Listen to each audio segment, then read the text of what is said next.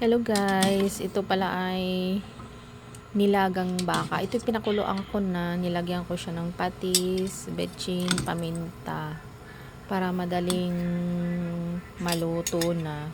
Pinakuluan ko muna siya kanina. Yan, malambot na siya. Akin na lang ilalagay yung mga sahog niya. Yung katulad nito, nilagay ko na yung mais. Yung corn, yellow corn. Ito yung panglagay talaga 'di ba sa mga pang nilagang baka.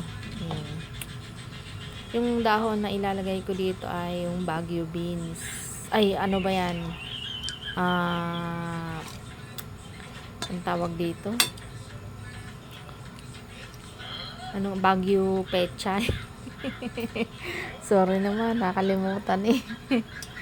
Baguio pechay, yan.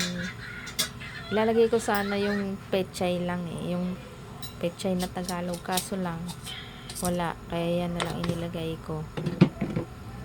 Masarap siya pagka panimpla talaga yung pampaalat, yung patis. Yung kaysa sa asin. Pero naglagay din ako dito ng konting asin. Dito sa nilaga. Ganito lang po ako magluto ng nilaga, simple lang.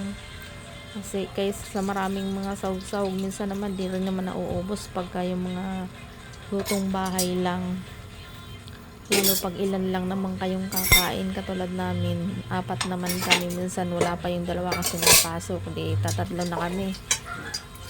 Yung isa maliit pa kasi na yung makakain. Pag may sabaw naman, ayos na sa kanya, hindi na siya naghahangad na kumain pa ng laman kasi nasingit lang sa ngipin niya. Yun. Yan. So nilagay na natin yung dahon. Yun. Mga pagka kumulo ng mga 2 minutes, yan okay na, pwede na siyang patayin dahil luto naman na. Yung kasing ko na to, itong niluto ko na to na baka, pinalambot ko muna siya bago ko niluto ulit ng panibago. Parang nakakainis kasi pagka dire-diretso, kaya ang ginawa ko, maaga pa lang sinalang ko na, pinalambot ko na. Yan, lapit na siya maluto. Yun, diba sarap, nilagang baka yan. Hey. Makikita mo naman pag baka kasi yung iba yung kulay ng laman niya. Buto-buto yan guys, nanluto ko. Katikim naman ng nilagang baka. Lagi na lang kasing pinais na isda yung ulam namin. Kaya yan, nagluto naman ako ng iba-iba. So, yun lang guys. Thank you for watching and subscribe naman po kayo sa aking channel. Sa mga nanonood din po ng videos ko, maraming salamat po.